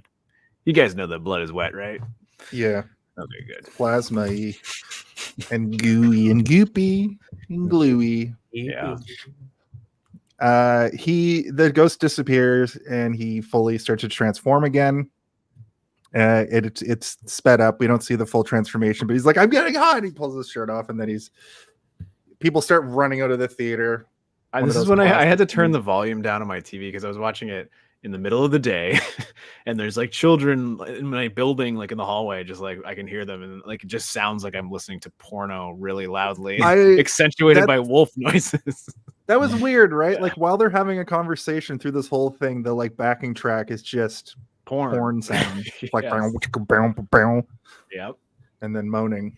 I thought that was an interesting way to frame a scene. I guess. But he does wolf it up. This time the police are ready. They sort of barricade the door. So they don't really know what's in there, but it did cause people to run out. Yeah, they send one single Bobby in to investigate. Yeah, to be like, well, what's all this then? Yeah. And no. He gets distracted by the intriguing pornography and then looks down, and there is a horrifying wolf face mawing on a corpse. And does he run? Does he get attacked? I can't remember. Just before that, does a full moon last multiple days? Yeah, this is an interesting quirk of this movie. It's a 2-day moon. What are the rules? What are the rules? The rules. It's still, I think it's still pretty full on the second day. Maybe it is full. Who's to say? I believe that I think a full moon can last up to 3. My god! Okay. Yeah, maybe not before full it starts to ebb or wane days, but like the full face of the moon can be seen over the course of like 3 calendar days. And then there's like other levels of that as well. You can get like giant fucking super moons and blood moons and blue moons and all sorts of stuff. Yeah. Love a blood moon. I get the best blood moon. But this is when it turns into the Blues Brothers, where hectic streets Just of chaos. screaming and chaos, and people so many cars crash into each other. We got a bus crash. We got the cars just heading into each other head on. I keep saying Max Landis. John Landis gets smashed into a storefront.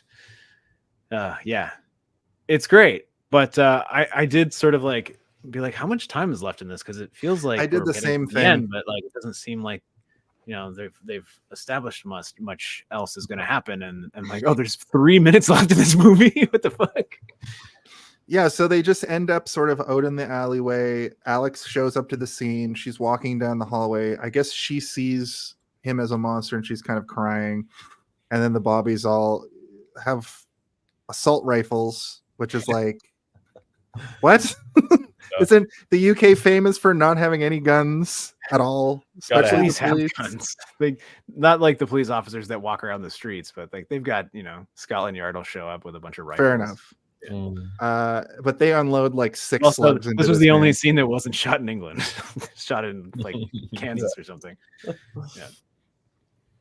Yeah, she tries to save David with love.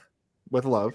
She says, "I love you," and then we see the wolf's eyes soften, and we think maybe this will do it, but it doesn't do it. And then he snarls, and he's about to attack, and then he gets fucking murked. And then credits. And then credits hard cut to a jaunty tune. Yeah. About Hard the moon. Blue moon. I kind of like. You're fine. I liked it. I'm into like a hard cut and an ending that ends when the character who we're invested in dies. Because I mean, there wasn't much. What else are we gonna say? Who else are we gonna check in with? Exactly. Her? The doctor being like, he truly was a wolf man. And then credits happen. The doctor being like, yeah. The world is not what I thought. Holy shit. I've got some different types of medicine to investigate. And then he turns around and goes into a liquor store. I was thinking about it too, because like I had the same reaction. There's 5 minutes left in this movie. How are they going to wrap this up? But then they just do. It's fine, and there's no more story to tell. I always sort of thought, before I looked it up after and saw that the movie's different. American Werewolf in Paris. It's just not really a sequel. It's like a legacy sequel where they wait 20 years to just kind of rehash the same idea. I thought it was a sequel to this, and I was like, he doesn't die, and it's pretty clear that he's dead. It's pretty clear that he's been murdered. He's dead for sure. By multiple gun wounds to every part of his body. Jason, you've seen the Jason movies. Jason doesn't die in the Jason movies, Jason. He comes That's back in true. every movie, Jason. Jason does. In fact, Mark, the reason why I'm named Jason is because my parents were like, what do we name our kid? And Jason had just died in like late 1984. Okay. And he's gone for good. And my dad was like, we'll call him Jason. It'll be fine. And then there was a movie the year I was born. And then they were like, fuck. I don't know. They thought I was going to get made fun of, but I didn't. People just feared me because I wore a hockey mask to school and murdered with a. Jason's cool. That's a cool name to have. Jason Voorhees. I don't think we talk enough about how he's Dutch. Yeah. Well, you couldn't. He's wearing clogs. Can't you tell when he's walking down a tiled floor how obvious it is? He sounds like a horse walking down a hall. That's his tell. That's how you know it's coming. So that's the film American Werewolf in London. Mark, before we let you go here, we still have a couple little things that we like to do. We have 2 to 3 more segments that are very short. Are you ready to take her home with us? I'd love to. Fantastic. Thank you again for coming on. I thought that was a good discussion about this movie. I didn't realize we were going to dismantle it, but here we are. Why don't we talk about the Home Alone of it all? All right. If you had to pick one, what do you think the Home Alone of it all? the Home Alone of it all? Can someone please tell me when the Home Alone? I really gotta know. When is the Home Alone of it all? What is the Home Alone of it all? Now that's the Home Alone of it all. Absolutely psychotic intro. That's why my mind sounds like that all the time.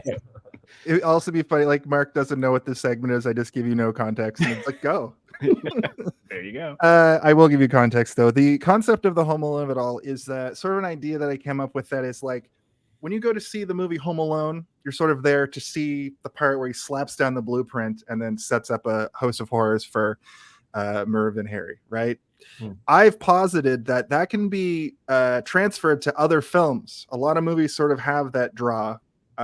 We've also posited that maybe it's just the third act a lot of the time, and sometimes it's basically the trailer moments. But since you're new and it's kind of a hard concept for people their first time, I'll tell you mine. My Home Alone of it all for this film is basically like the transformation, but basically the two segments where he becomes the werewolf. I'm there to see like the werewolf stuff. With that said, Mark, how about you? Oh, 100%. Yeah.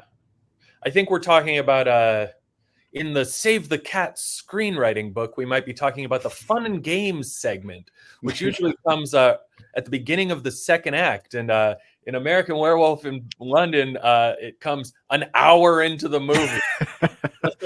The only thing we're here to see happens so late and doesn't matter at all. But that's definitely it. It's the werewolf stuff. It's the transformation and it's the kills. Right. Yeah, I saw somebody talking about King Kong, and they were like, you don't even see Kong for like 90 minutes. Sometimes it works, sometimes it doesn't. Maybe Landis was taking Peter Jackson movie, a Ridley Scott approach, where it's like you don't see the alien until fucking 45 minutes into the movie. Yeah. If you can make characters as good as the characters in Alien, you're allowed to. Yeah. I think he's got it down. He knows what he's doing. Landis is like boob jokes for half an hour. Literally. Honk honk, and then he stretches.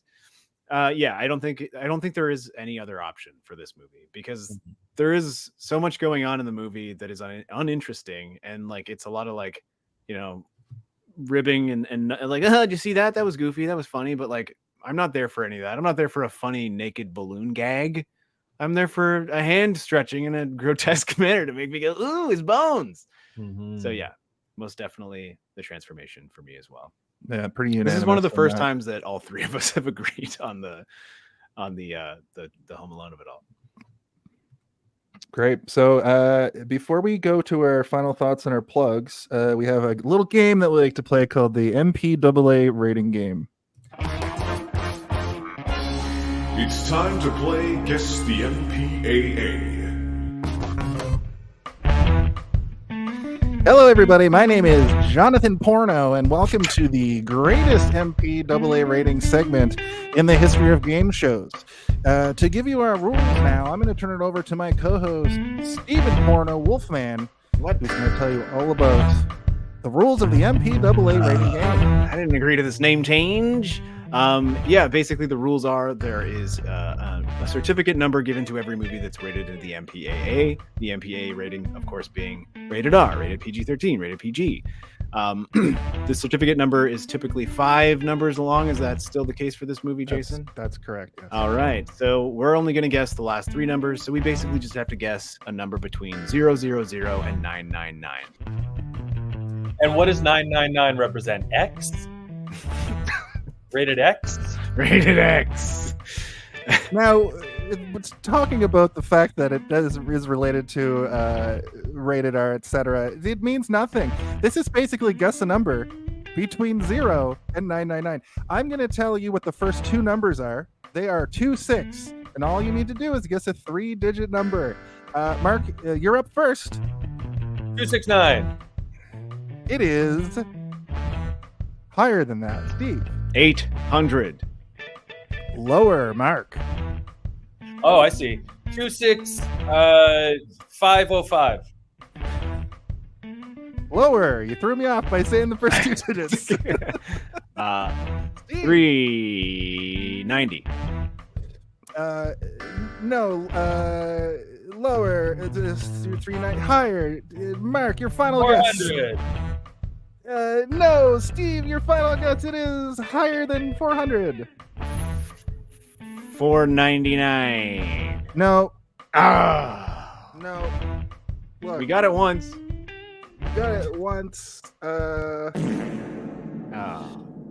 That's that game.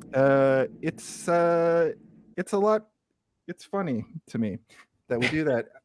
What does it mean? Nothing. It's just the I'll number. give it- It's just the number in which the MPAA certificate was given. So it's like 50 out of 50,000 movies. It's 5,000 whatever. I'll Yeah. give you the context though is that we had an old co-host who just said it. He just said the MPAA rate. We always plan on doing the first movie. MPAA, everyone. The MPAA. Wow. Also, I really like that sting. So we turn it into a stupid game and it's dumb, and some of the people that watch our show like it. I love it. With that said, it's time for our final thoughts. It's time for our final thoughts.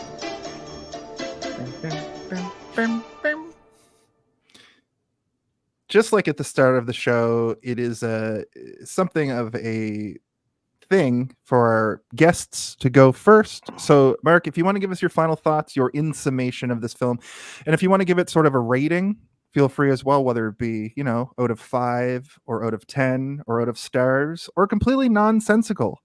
The floor is yours. Okay, so final thoughts for me. Hard to know how to feel about this because I'm watching it so far removed from when it came out, and a lot of the time, horror and comedy is so time specific, especially comedy, but horror for sure. If it's actually supposed to be scary, that stuff doesn't age well. So it's doing the two genres that age the worst. in terms of like inspiring laughter or inspiring actual fear. It can't, those things don't last. So what you're left with is the story and other elements of what makes a movie. And I think the story is dog shit. I think the characters are bad. I think the dialogue is bad. And I think the technical aspects of the movie are great. So it's kind of like it looks like a director's reel for John Landis, but in terms of all of the writing that goes into a movie, poorly done, bad, shame on you. So my final rating is shame on you. I'll give it a 2 out of 5. All right, fantastic. Thank you.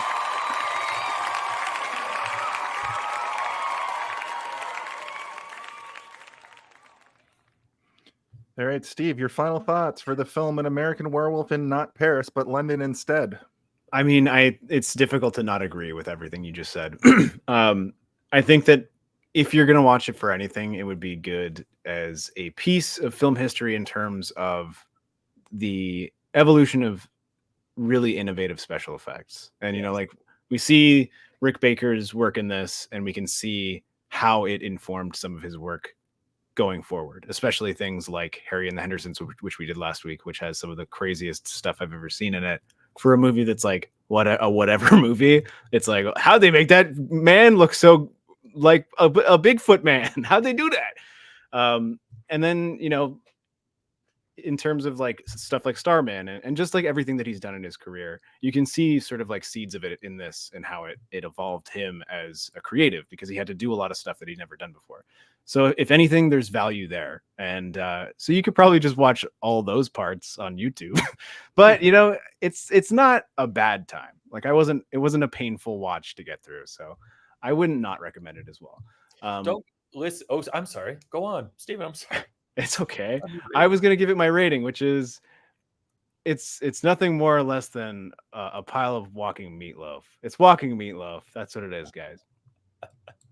I think I would have given it a much higher rating, I should say, if I watched it in a theater full of people. A porno theater full of people? A porno theater full of people. Okay. I think you're right. I think that this would probably be an enjoyable viewing if people were chatting and hooting and hollering throughout as well. Yeah, 100%. We can probably find a theater in Toronto to screen it for us, guys. We just have to fill that theater. I do down. You got to play the clapper. Oh, I got to clap for myself. Yeah, I know. Good job, Steve. Good job, did it. me. Yeah.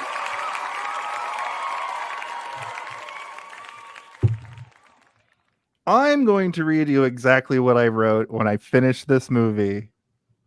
Fantastic hybrid of comedy and horror. I really enjoyed the film. It didn't drag on and had a pretty natural close, even if it was kind of abrupt. But honestly, they didn't make a sequel for nearly 20 years. So how do you even follow that up? 4 out of 5. Good. You got it. Good. Listen, you're allowed to love it, Jason. You don't have to I'm be glad that you infected love by it. our opinions. Yeah. There should be a nice balance here. I don't want us to all be stinking up the movie. I'm the Paul Abdul of this panel. Okay. Apparently, I will say that like we do cover some movies that are like good in theory and they're good to talk about, but the actual watching the movie part of it, it takes me so much to just focus and get through it, especially when the movies are older and haven't aged well. I watched a 1080p remaster of this, so it looked really nice. It didn't, it didn't poke me in the eyes with its like horrible film grain that doesn't always translate well to like digital copy. So I did enjoy watching it. It was a good movie when I was watching it, which I think is important for a movie that you're watching. I thought it was a lot of fun. I thought it was a lot of fun to dismantle it with you guys, though, because you guys definitely helped me find the flaws. I walked out of this thing going, wow, amazing. You've done it again, John Landis. Yeah. I give this movie a full werewolf transformation. What? I think this movie to me is like, oh my God. Is the bell toll for me? The Undertaker's I should have asked. I think this movie is absolutely a litmus test simply of what do you want from a movie? Yeah. That's why I feel weird giving it even a 2.5, because I'm like, the script and some people want a story, some people truly want like the fun of special effects. This movie, there's certain things. I bet this is a lot of people's favorite movie just because it gives exactly what they want from a movie. Sure. It seems like a film school dickhead's favorite movie. It seems like in that category. I knew a couple of film school dickheads who love this movie, so you're right, Jason. With that, listen, Frank Oz is in it. Masterpiece. Frank Oz rules. Yeah. He's in it. He's great. He does. He's like, hi ho, Kermit the Frog here. He doesn't do Kermit. Grover. I'm Grover. There you go. Yeah, that's pretty good. Yeah, thank you. Mark, what you got cooking? It's time for our plugs. Do we have a plug thing? We don't have a plug thing. We just do our plug. I'll make one. Here's our plug.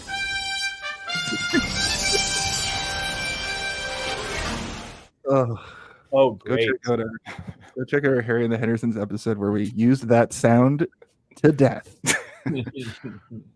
Mark, what do you got brewing? What's cooking on the old back burner and the front burner?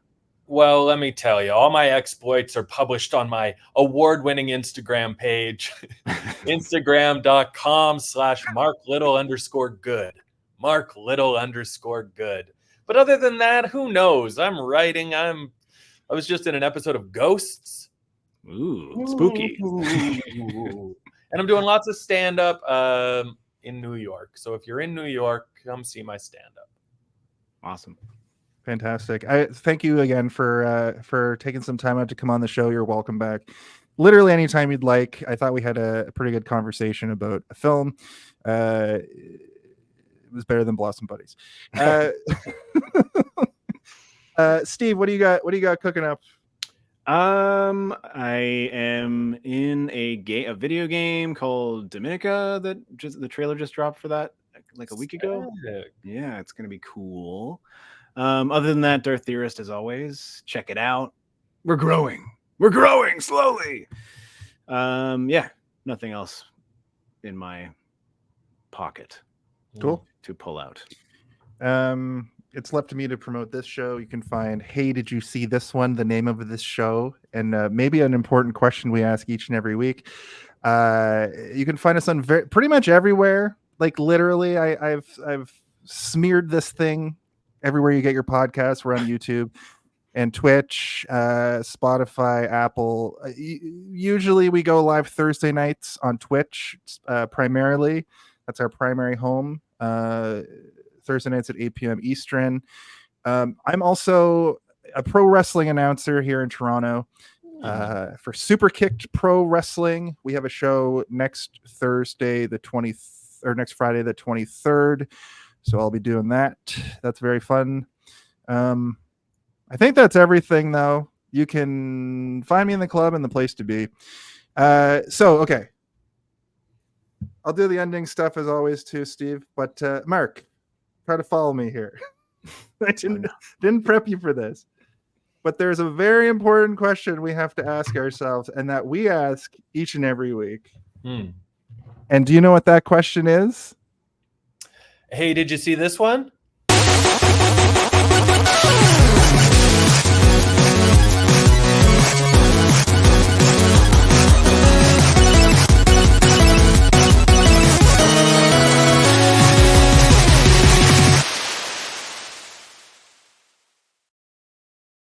Oi, you did it. You fucking knew what to ask. Hell yeah. I've got to run to a show, guys, but thanks so much for having me. Thank you. It was nice meeting Thank you. You too, yeah. We'll talk soon. Yeah. Beam up some Star Trek content with Live Long and Podcast. Tune in to X-Rated, the X-Men animated review show. Artistic interviews with graphic histories. A roundtable movie discussion with Hey, did you see this one? And movie reviews with Hold Up, a movie podcast. And while you're at it, spin a few records with Eamon on Track. Watch us duke it out on trivial debates. And let's chat about TV with the Super Mario Brothers. It's all here on the United Federation of Podcasts.